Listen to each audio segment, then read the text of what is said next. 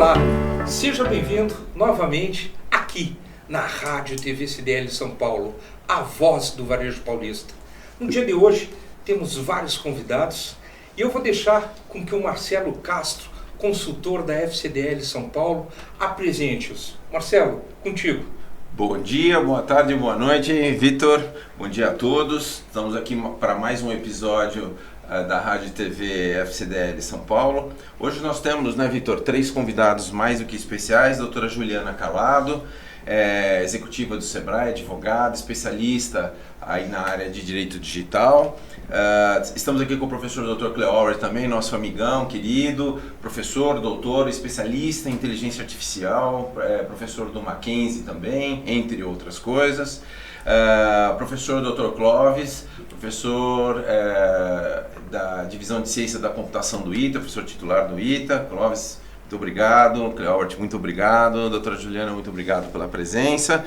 Vitor, já para a gente já sair logo de cara aqui, para a gente ir direto ao ponto, doutora Juliana, fala para nós o que é a LGPD e qual a importância disso dentro desse novo momento que a gente vive. Perfeito. Primeiramente, muito obrigada pelo convite, uma honra estar aqui com profissionais tão gabaritados. E a LGPD é a Lei Geral de Proteção de Dados, a legislação que visa proteger a pessoa física, as informações pessoais. Ela é muito importante, né, para o comércio em geral, porque ela demonstra o respeito, né, o respeito com as informações pessoais que foram confiadas àquela organização, sem dúvida alguma. E qual a importância dessa lei? Por que ela veio? Ela veio porque a gente está vivendo, né, Dr. Cleover, momentos aí de uso indevido das informações. Hoje, né, doutora Juliana, professor Clóvis, tudo é dado, né? De alguma forma tudo se transforma num dado e o uso desses dados é como uma faca, né? Pode ser utilizada para chupar uma laranja, descascar e chupar uma laranja, descascar uma fruta, mas pode ser usada também para cometer um crime. Queria que você falasse um pouquinho da complexidade de gerar, guardar e manter os dados, né? Então, acho que é importante também, né, doutora Juliana? Sim, sem dúvida alguma. Bom dia, boa tarde, boa noite, boa madrugada, como o Marcelo fala aí para quem nos ouve, para quem nos vê.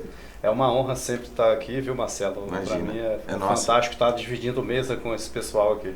Então, sendo bem direto ao ponto, mesmo quando as corporações, quando as empresas, elas fazem a coleta e o tratamento, né, desses dados, pode ser que depois agentes terceiros façam tratamentos indevidos, né? Às vezes há boa fé por parte ali dos empresários, das empresas, dos órgãos públicos, mas hoje a gente vive um momento muito sensível em relação à cibercriminalidade, por exemplo. Então, pode ser que aconteça de não haver a proteção devida dessas informações e elas caiam, como o Marcelo bem colocou, em mãos inimigas, né? Então, há de se ter esse zelo também com a segurança da informação, a segurança desses dados, né?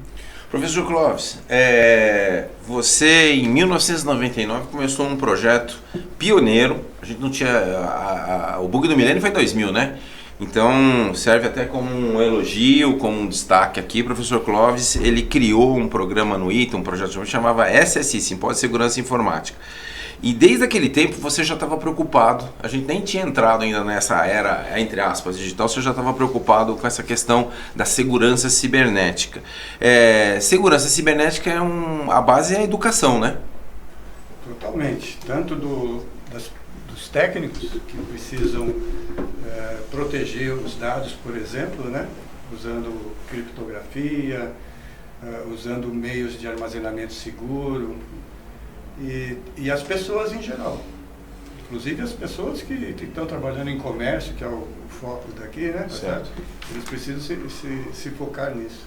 Eu queria aproveitar, Marcelo, claro, e comentar, fazer uma pequena pergunta para a doutora Juliana. Perfeito. Que é sobre... normalmente se pensa que LGPD veio para tratar grande quantidade de dados, né, tá certo? Eu gostaria de que ela pudesse falar sobre se isso é verdade ou como é que deveria ser. Perfeito. Independente do volume, se é uma informação pessoal, seja um banco de dados com milhões de dados ou com 10 dados apenas, a gente precisa garantir a proteção desses dados. Tá? Então a LGPD não é restrita a grandes organizações, não. Ela vale também para os pequenos negócios, né? para todo tipo de informação pessoal que transita, independente do volume, a gente precisa sim proteger esses dados. Perfeito.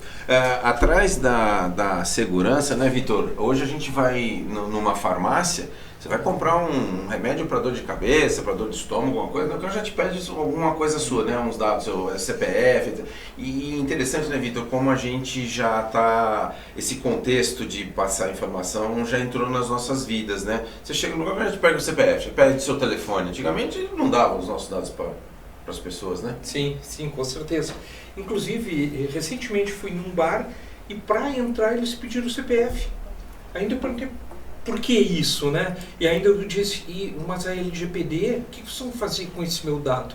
E aí não sabia nem que era LGPD, mas vou aproveitar e fazer uma pergunta para ti, que tu vem do Sebrae, e o Sebrae trabalha com pequenas e micros empresas, né? E normalmente elas estão, sabe, assim, não estão dando importância nenhuma. Que recado tu daria para essas empresas que fazem parte também das empresas que compõem o grupo, o sistema CNDL? Que dica tu daria para essas empresas? Quais os riscos elas sofrem, né, em não respeitar a LGPD e nem se preocupar em ter? E, enfim, né, quais as sanções, né, que um pequeno comerciante, lojista pode ter? E que alerta tu levaria para eles? Legal. Hoje a gente fala muito em transformação digital, né? Mas não existe transformação digital sem garantir segurança da informação, privacidade e proteção de dados e o uso ético e responsável da inteligência artificial. Então, o meu recado é que essas empresas, esses pequenos negócios, o varejo em geral, busquem, né, garantir esses 3 pilares para ter, sim, efetivamente uma transformação digital segura. Porque não adianta a gente construir o teto sem sedimentar muito bem a base. E esses 3 pilares é que vão solidificar, sem dúvida alguma, né, a transformação digital desse negócio. Aqui é um bate-papo, né? Então a gente vai e volta, a gente não tem compromisso com uma regrinha porque é um bate-papo. A gente estava comentando aqui, né, Cleobert, que tem tanta novidade, essa dinâmica no mundo digital, né? Nós estamos falando aqui dos IoTs, né? Que são os equipamentos de internet das coisas. Você estava contando, Clóvis, como é que chama lá? A piadinha lá da sardinha lá como é que era a história? Alexa. Conta para nós aí a história. O senhor está na cozinha e falando para Alexa, liga o som para mim. Alexa, acenda a luz. Aí a Alexa, que está lá na sala, realmente fala: senhor Luiz, isso aí é apenas uma lata de sardinha, eu estou aqui na sala. Ou seja, eu fico imaginando quem chama Alexa, né? De uma certa forma pode passar uma situação interessante. O Cleobert, esses equipamentos, eles também são equipamentos que a gente precisa ter um certo cuidado no manejo deles, né? Antigamente, vamos aqui no meu tempo, Vitor, não é no seu, que você é novinho ainda, mas você tinha aquela secretária eletrônica, lembra que tinha fitinha, que tinha as informações, não deixava de você ter informações ali de alguém que ligou, um recado que deixou, né? Então, desde sempre a gente foi gerador de dados, né? O que difere agora, Cleobert, esse momento? Por que os dados agora estão tão mais importantes, ou pelo menos parecem estar tão mais importantes quanto eram antigamente? Sempre se gerou dados, mas por quê? Porque se transita mais rápido, porque através desses dados a gente pode fazer transações. O que fez com que os dados ficassem mais sensíveis nesse momento? Eu vou acrescentar ainda uma, se tu me dá licença. Toda. E aí é uma forma que eu vejo. No passado, antes a gente guardava os dados no papel, né? Uhum. E o papel era mais difícil de sair. Hoje, com o advento da internet, está na nuvem. E aí o risco é maior. É por isso também, então, somando com a pergunta do Marcelo? Sim, vocês já fizeram comentários importantíssimos aí nessa seara, né? A gente tem o que a gente chama de acessibilidade aos dados muito maior. No passado, por exemplo, o advogado ele tinha que ir a um órgão da justiça para ter acesso, por exemplo, a um processo, né? Com o advento da tecnologia, a gente tem agora esses processos todos digitalizados. Então, o mundo está vivendo uma revisão desse tipo de estrutura, porque a gente guinou para um lado de muito acesso. E agora a gente está tentando fazer o meio termo, exatamente porque essa acessibilidade ela cresceu. E em relação ao que o Marcelo falou, e claro, né, Vitor, aumenta sim o risco, né? Quanto mais a gente expõe esses dados, mais o risco aumenta. Entendi. Existe algo que a gente chama na literatura técnica de shadow processing, que é o processamento sombra, é aquele processamento que a gente nem sabe que está ocorrendo. né? A gente tem celulares trocando dados aí, inúmeros aplicativos instalados, eles estão trocando dados nesse momento. Mesmo quando estão desligados, eles estão ali ainda gerando informações, e quando você está desconectado, eles geram informações que depois são transferidas para aqueles processadores, aquelas empresas que detêm esses dados. E as normas de proteção, vou já fechar a fala para ser bem breve aqui, as normas de proteção de dados, elas nascem exatamente para diminuir essa assimetria informacional entre as pessoas, os cidadãos e essas empresas. O titular de dados, que continua sendo o dono desses dados, ele precisa saber como é que isso acontece. Só para fechar, e claro, a gente só toma decisões mais acertadas quando nós temos mais informações. Então, por isso, essa coleta desenfreada de dados aí acontecendo no mundo. Doutora Juliana, então pegando já essa ponta aí, então o que tornou mais crítico, é uma pergunta, o que tornou mais crítico essa questão dos dados foi então a acessibilidade aliada à conectividade, né, impactada ou turbinada pela mobilidade, ou seja, a qualquer momento, a qualquer hora, em qualquer lugar, eu estou não só gerando dados, como estou utilizando dados, né? Então, essa questão da acessibilidade é um ponto crítico também, né? Quem acessa o quê, para quem eu disponibilizo as informações e como eu guardo essas informações? Sem dúvida. E hoje a informação, seja ela pessoal ou não, ela passou a ser um ativo do negócio, né? Justamente para ter um serviço mais personalizado, chegar mais próximo ao meu cliente, falar o que o meu cliente quer ouvir. Então, esse olhar diferenciado para as informações, sem dúvida alguma, precisou, né, de ter uma atuação do legislativo que protegesse essa informação. Perfeito. Justamente para que ela não fosse utilizada em total desconsideração do seu titular, do seu proprietário, que é a pessoa física, não é a empresa. A empresa tem a posse, pode utilizar sim essa informação, né, para vender os seus produtos, para se posicionar melhor no mercado, mas não pode de modo algum desconsiderar os interesses do seu proprietário, que é o titular. Perfeito. Então o dado, a informação, porque o dado é um detalhe da informação, né?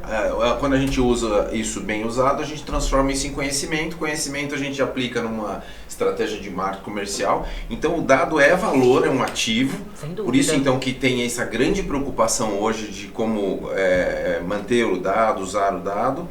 E uma outra pergunta que eu queria colocar aqui é o seguinte: antigamente o Cleobert colocou muito bem, né? Às vezes você está dormindo, mas os seus dados estão andando por aí, trabalhando de madrugada, de dia, de noite. Professor Clóvis, essa questão agora dos algoritmos, né, que ficam caçando você, né? Hoje, na verdade, os pixels, né, será que a gente podia dizer assim, que procuram as pessoas, né? Eu entro lá, vou comprar pneu, coloco lá, consulto lá, pneu de carro, meu Fusca 76, né? Pô, daqui 10 minutos, onde eu entro tem uma propaganda de pneu, né? Então hoje, teoricamente, não são as pessoas que procuram os produtos e os serviços, são os produtos e serviços que procuram as pessoas, né? Perfeitamente, Marcelo. O que a gente tem que pensar também, que isso também acaba criando uma bolha, né? Você faz uma pesquisa num dado momento, para obter algum dado que esteja público e disponível, né, tá certo?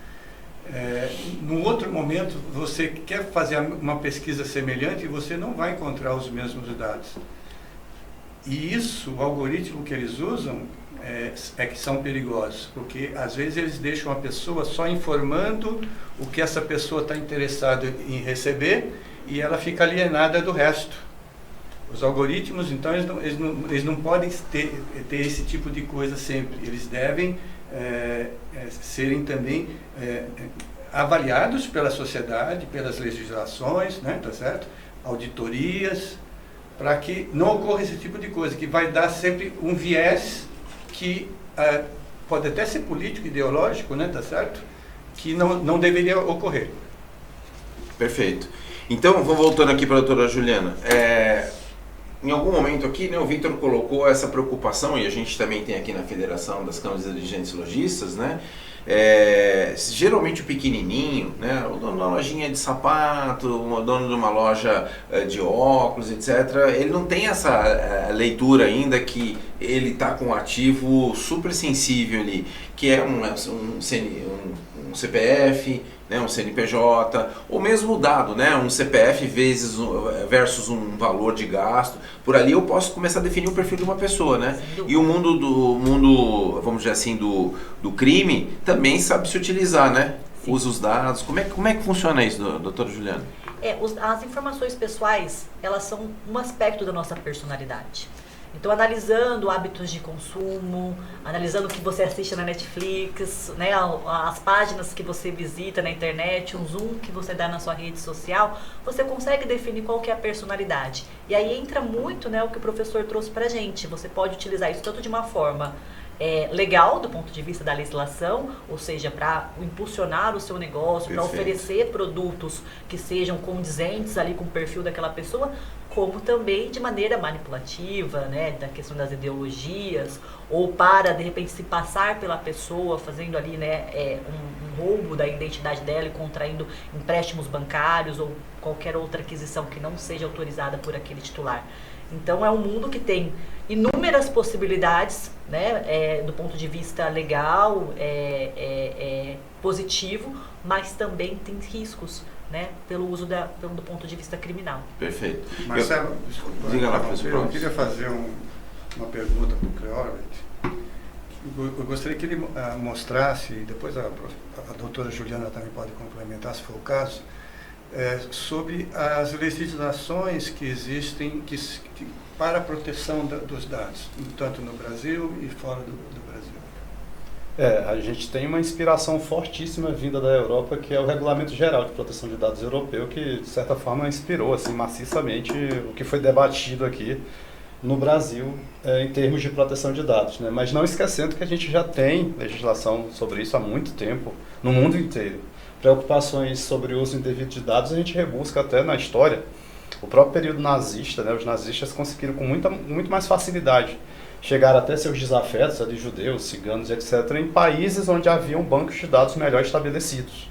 Então, essa preocupação não é de agora, né? Claro que a gente tem normas mais específicas nesse momento, mas a gente já tinha um marco civil da internet que tinha uma micro-legislação no seu bojo. A gente tem a própria Constituição Federal, né, que agora ganhou a garantia da proteção de dados, mas já existia o guarda-chuva, que é a garantia da privacidade, já desde 88, e constituições anteriores também já tinham essa preocupação, viu, professor? Ou seja, a gente tem um arcabouço jurídico especializado hoje, mas já existia um antigo. O que falta realmente é uma cultura de proteção de dados, né, sólida, eficaz. O Brasil ainda engatinha, né, é um país novo nisso, mas a gente espera que melhore sempre. Eu concordo com você. Tem cultura para isso, né? Eu queria que a doutora Juliana falasse sobre isso, essa cultura, esse problema de tornar isso acessível a todas as pessoas, ou empresários pequenos ou grandes. Como é que seria possível fazer isso? Isso, o professor trouxe um ponto muito importante, porque legislação não falta, né? Já é um valor constitucional a proteção da privacidade, da vida privada, da intimidade. O que nós temos também agora a LGPD, que trouxe as regras que as organizações e órgãos públicos precisam observar no tratamento desses dados pessoais. Só que falta, assim, o aculturamento. E como a gente consegue fazer isso? É o que a gente está fazendo aqui hoje. Falando sobre o tema, né, mostrando a importância prática desse tema em diferentes ambientes, né, dentro, né, das organizações, das empresas, ter um momento de fala sobre essa importância. Então é isso, é gotinha por gotinha mesmo, né? A gente falando sobre o tema, entendendo ele. Perfeito. Deixa eu pegar um gancho então. E como o Sebrae está fazendo isso? Isso. A gente tem bastante, né, produtos para os pequenos negócios, trazendo eventos, seminários, né, soluções que levam, né, o conhecimento e a aplicação desses valores para o pequeno negócio. Que legal. A gente vê, né, Cláudio, a gente fala Sebrae, a gente fica com aquela marca, né, Vitor, na cabeça, que Sebrae vai ajudar você ali a montar seu e-commerce, né, como é que você deve fazer isso, atendimento. Não, o Sebrae está bem avançado, pelo que eu estou vendo, na questão da era digital, da transformação digital. Seria isso? Sim, a gente busca apoiar, sim, o pequeno negócio. É a missão institucional do Sebrae, né? O Sebrae existe para isso. Então nós temos, sim, soluções para apoiar o pequeno negócio. Eu vejo assim, porque isso é uma mudança cultural também, porque nós não tínhamos vamos dizer assim, a preocupação, sabia-se que não podia dar, mas não tinha, sabe, de fato, algo prático para isso. De repente aparece uma lei que diz, tu precisa respeitar essas regras. E normalmente quando vem regras, às vezes eu acredito, e vocês me corrigem se a minha visão estiver distorcida, que é muito mais mexer em quem está no outro lado do que propriamente nas empresas, porque a partir do momento que nós, enquanto consumidores, começarmos a cobrar, por que tu quer o meu dado? O que tu vai fazer com esse dado? Acredito que as empresas vão começar a se mobilizar. E dentro disso, quais as ações tem, não só para o empresário, mas para a população como um todo, ter a consciência que o dado dela vale, tem valor, e por ter valor ela precisa cobrar, né, dos empresários, vamos dizer assim, aonde e para que querem esses dados, aonde vai guardar e quem vai ser o guardião, né? E faz sentido o que eu estou dizendo para vocês? Totalmente. Ou não? Eu queria, antes da doutora Juliana falar, existe o sigilo.com, que é uma instituição que está atuando nisso que você está querendo fazer, que é disseminar para as pessoas comuns. Nesse momento, ele está atuando penalmente. Entra com processos, por exemplo, os dados do Serasa que foram perdidos, roubados há algum tempo, né? 200 milhões, sei lá quantos milhões, as pessoas estão tendo o direito que tiveram os dados roubados, de serem ressarcidos. Era obrigatório ter a guarda. Como ele não guardou adequadamente, e aí esse é um conselho para pequenas e médias empresas. Você tem que demonstrar que se esforçou para que aquele dado tenha sido protegido. Então você usa sistemas operacionais atualizados, você usa software antivírus. Se você fez isso e aconteceu ainda assim algum vazamento, provavelmente você não vai ser penalizado. O Serasa, ele tinha todas essas informações, não foi penalizado como a Sigilo queria, mas acabou sendo penalizado.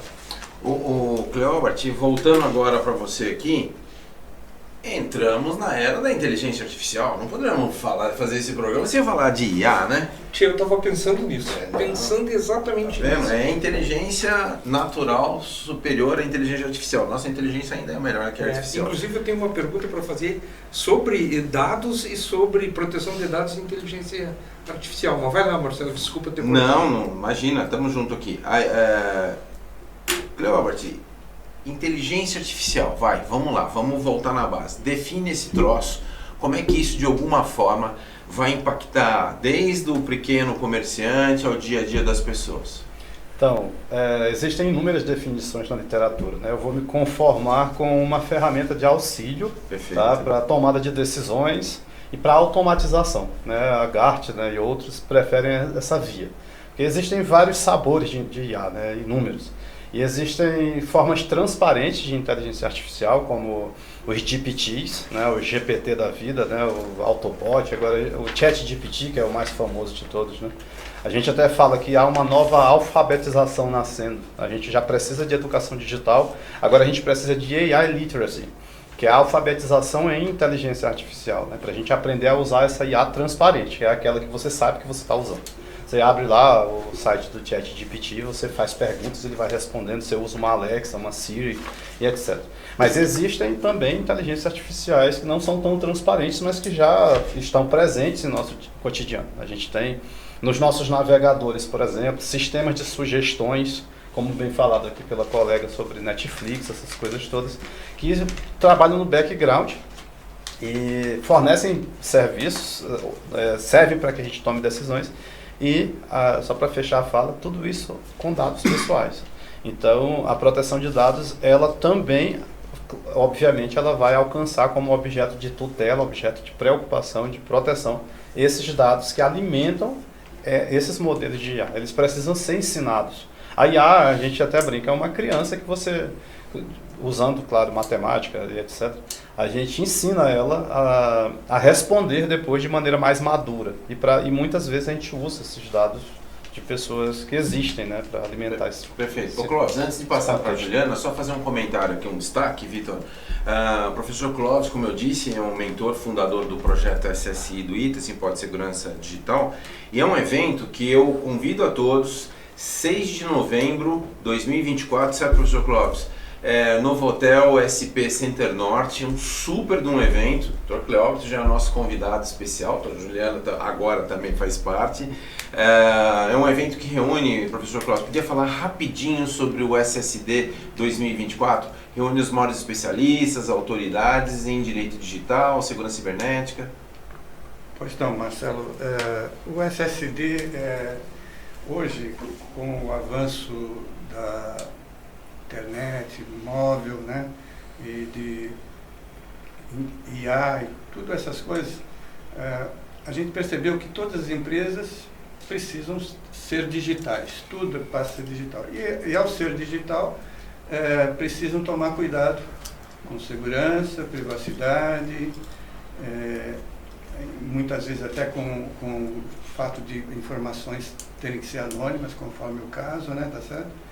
E pensando nisso, o nosso evento, que é o Simpósio de Segurança Digital, a gente chama de digital porque engloba tudo, questão de crimes cibernéticos, segurança de IoT, segurança de eVTOLs trafegando, né, no Bits céu. E bytes e aplicações. Isso, exatamente.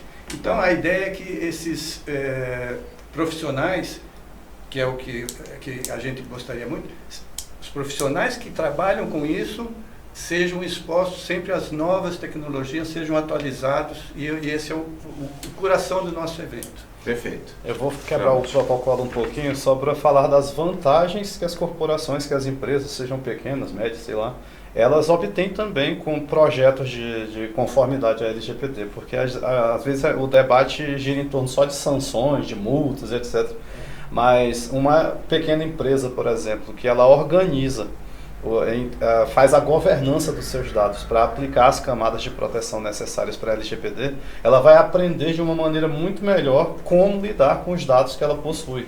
Muitas e muitas empresas têm informações importantes e não estão conseguindo usar isso da maneira mais eficaz para o próprio negócio, para melhorar os próprios rendimentos, para fornecer serviços melhores para a população. Então são inúmeras vantagens de você se adequar à LGPD, não são apenas aquela doutrina do medo, né? Não é só por essa via, né? Então eu convido realmente os empresários a darem uma olhada nas vantagens inerentes a esse modelo de proteção de dados da atualidade.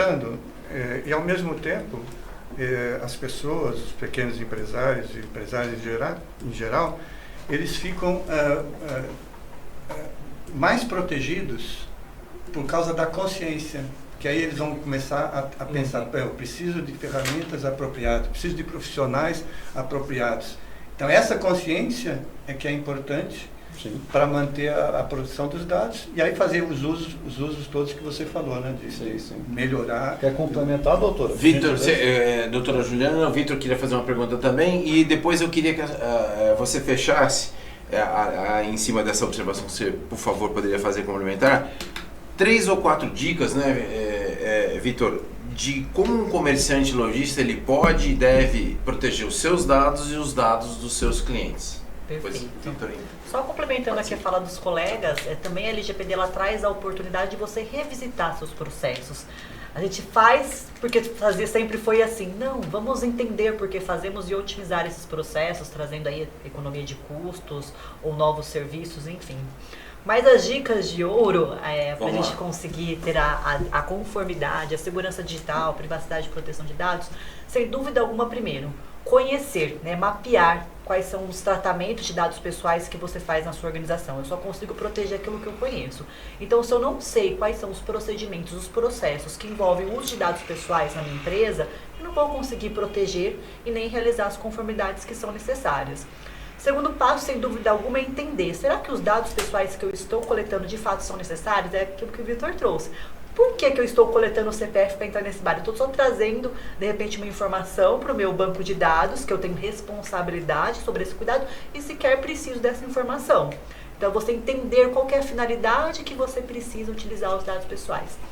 E sem dúvida alguma, a terceira dica é contar sim com profissionais com conhecimento multidisciplinar, porque quando a gente fala em adequação à LGPD, não tem como a gente olhar só para o viés jurídico, nem só para o viés tecnológico, a gente precisa assim, do apoio de profissionais com diferentes especialidades e se munir desse conhecimento para conseguir aí trazer, né, a conformidade dos tratamentos de dados pessoais da sua empresa. Vitor. Não, o que eu ia falar de uma certa forma já foi falado e respondido. Mas só rapidamente aqui, ontem, feriado, eu estava conversando com o Gemo. Ou seja, projetei um futuro, 2035, e aí levei ele para lá e comecei a fazer uma série de questionamento. E me veio agora uma pergunta. Com relação à proteção de dados, tá? A gente hoje se preocupa muito com quem é o guardião lá, que é o empresário, sei lá. Mas a inteligência artificial, e aí vocês falaram, o próprio Netflix, enfim, ela já controla os nossos dados. E até que ponto a inteligência artificial é segura na proteção desse dado, tendo em vista que ela é uma máquina? E aí nessa conversa que eu tive com o Gêmeo, eu perguntei, e o futuro com a inteligência artificial? Ele diz, precisamos que a própria inteligência falou, precisamos criar regras de controle para não perder o controle da coisa, né? Aí eu pergunto para vocês, como os dados hoje trafegam muito através da inteligência artificial, quem se responsabiliza por esses dados que estão com a inteligência artificial, que ela manipula, inclusive, de uma forma que a gente desconhece? Então, esse debate aí é muito interessante, inclusive, tá, Vitor? E eu vou me conformar em falar aqui alguns pontos principais. Existem inúmeros, né? A gente tem questões relacionadas à opacidade desses modelos de inteligência artificial. A gente não, como você disse, é uma caixa preta. Frente à tecnologia, dependendo da tecnologia, eu me considero uma parte tão vulnerável quanto uma pessoa que não é da área técnica, porque eu não sei como aquilo acontece. Então já existem debates, né, normas nascendo, por exemplo, exigindo a tal explicabilidade da inteligência artificial, com base em resultados. Tem algo também, um paradigma chamado de transparência algorítmica, a gente quer saber como é que isso funciona. Aí tecnicamente nem sempre vai ser possível, porque são milhões, bilhões de linhas de código e existem coisas que são aleatórias nesse meio também, ou seja, uma auditabilidade disso talvez não seja possível. E a resposta é não é seguro ainda o que acontece no meio da inteligência artificial em termos de proteção de dados. Estou até colocando a cara a tapa aqui, tá? Existe um ataque, só para fechar minha fala, chamado de Prompt Injection, que inclusive eu acho que eu fui o primeiro a escrever sobre isso aqui no Brasil. E o que é? É uma injeção de perguntas. Um ChatGPT, ele tem travas de proteção para evitar dar respostas que os seus criadores não querem que ele dê. Só que aí você engana com outras perguntas ali, você manipula a IA para ela, por exemplo, vazar dados internos de uma empresa. Entendeu? E isso ainda não tem cura. É um ataque que ainda não tem cura, né? Então rapidinho, é um exemplo. Rapidinho para a gente não perder esse link aqui. Vai aparecer aqui o nosso WhatsApp, mas, Vitor, nós estamos recebendo uma pergunta aqui que eu acho que é bem bacana. Uhum. Eu vou insistir aqui na pergunta para o professor Cleobert, depois a Juliana Clóvis, e aí a gente já vai para o encerramento. Qual que é a diferença do Google, do buscador Google, que tem um prompt ali, né? Prompt é aquela área ali onde você interage com a máquina ali, né? No Google. E qual que é a diferença do ChatGPT? Um é busca e o outro é inteligência artificial. Qual que é a diferença? Então, assim, de maneira bem parca, tá? Sim. A Google, ela trabalha com um modelo de indexação. Os robôs da Google fazem um índice gigante dos sites disponíveis, né? Que se colocam para serem achados por esse índice. E ela faz, por meio de seus algoritmos, uma seleção do que seria melhor apropriado conforme o perfil de quem busca, né? Realmente ela cadastra, põe um número ali, um código e organiza. Quando você pede, ela vai lá, vai buscar e tenta organizar de uma maneira mais inteligente. E o ChatGPT? O ChatGPT é uma IA generativa, é uma IA que é criada para geração de conteúdo. É um papagaio, não sabe o que está falando. Ele fala porque ele aprendeu como colocar as palavras numa ordem humanamente inteligível. Okay. Tanto é que existe uma expressão bem famosa agora no meio que são as alucinações. Né? Ela não sabe o que está falando, né? Ela dá respostas conforme o que foi perguntado pelo prompt lá. E ela pode trazer coisas que são impróprias ou falsas mesmo. Perfeito. Doutora Juliana, já para ir caminhando para o fim aqui, quando eu faço uma consulta no ChatGPT, eu uso a inteligência artificial generativa, né? Vamos criar uma redação. não sei se a gente tem a resposta aqui. De quem que é vamos chamar assim, a propriedade intelectual desse negócio? É do ChatGPT que criou para minha redação ou é minha que fui lá e produzi usando essa ferramenta? Isso ainda está sendo muito discutido, né? A gente não tem uma resposta fechada certo. Já nesse ponto, né? Certo. Inclusive nós temos a nossa regulamentação do uso da inteligência artificial, que está no Congresso sendo votada, onde um dos pontos que será definido será este, Essa é uma definição que deve vir. Sim, sem dúvida alguma. E o próprio uso, né? Levando essas discussões para o judiciário vai ter que se posicionar e trazer de quem vai ser a responsabilidade. Hoje vai ser do programador, vai ser da empresa que utilizou, vai ser uma responsabilidade compartilhada, não sabemos ainda, né? Perfeito, perfeito. Vitor, acho que 30 segundos para cada um fazer suas considerações finais. Que eu ia dizer, perfeito. Então, vamos lá. Professor, começar pelo professor Clóvis, terminar com a nossa convidada especial, doutora Juliana. Primeiramente, agradecer o convite, essa participação. Eu me sinto honrado em participar com eles aqui. Essa parte do que vocês falaram agora do IA, eu acho que é bastante importante também.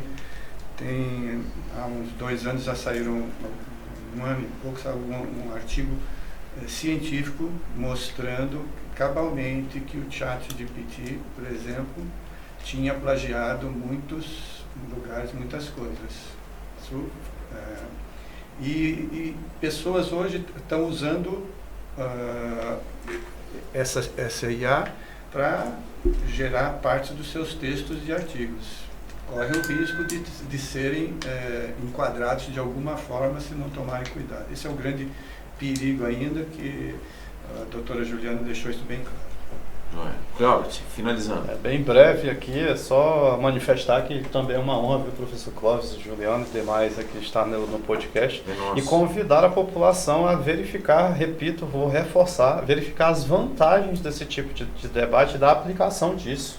Não são apenas gastos, né? Eu vejo como investimento. Você conhecer melhor os processos corporativos, como a Juliana colocou, melhorá-los, fornecer novos serviços, ou seja, se antenar do que realmente acontece, além de evitar ali as sanções, claro, como a gente já falou, você vai ter muitos ganhos sim. Então, é isso. Muito obrigado mais uma vez, Ju. Perfeito. Também quero agradecer pela confiança, o convite, a oportunidade de estar aqui compartilhando com profissionais tão renomados. E exatamente, vou fazer das minhas palavras do meu amigo aqui. Nós precisamos encarar a LGPD como uma grande oportunidade para o crescimento do negócio, né? E sem dúvida alguma, em era de inteligência artificial, a criatividade. Sejam criativos, né? Porque você precisa saber fazer a pergunta. Não adianta achar que a IA ela vai substituir o intelecto humano, de modo algum. Você precisa, sim, saber se comunicar com essa inteligência artificial para usar os benefícios dela. Ô Vitor, eu gostaria de propor a gente fazer mais um programa com vocês aí, porque uma área muito interessante é a área da educação, né? Então acho que o desafio agora é aprender a aprender, né? Nós vamos ter que passar por um processo de aprendizado novamente, né, Vitor? Com certeza. E isso ontem, inclusive no bate-papo que eu estava com o Gemini, ele falava justamente isso, que no futuro o profissional ele tem que estar constantemente capacitado. Na verdade, isso valeu para toda a vida, né? Mas hoje mais do que nunca, com as mudanças que ocorrem de uma forma brutal, né? Essas mudanças no mundo. Bom, eu também quero agradecer a presença de vocês. Marcelo, obrigado por compartilhar junto comigo esse espaço. Deixo aqui, estendo o convite a vocês. Eu acredito que, além desse assunto que o Marcelo sugeriu, a gente pode fazer outras rodadas, introduzir mais a inteligência artificial, que é algo que não tem como ficar fora. Os empresários precisam entender que é uma ferramenta que aumenta a produtividade e nos traz insights e não algo assustador como muitos estão pensando. Bom, e a vocês que nos acompanham em todos os programas, obrigado. Se não está inscrito no nosso canal, aproveite agora, inscreva-se no nosso canal, compartilhe este vídeo que é super importante e os outros, né? E clique no sininho para ficar ligado nos próximos programas. Agradeço a todos vocês novamente e até o próximo programa. Muito obrigado.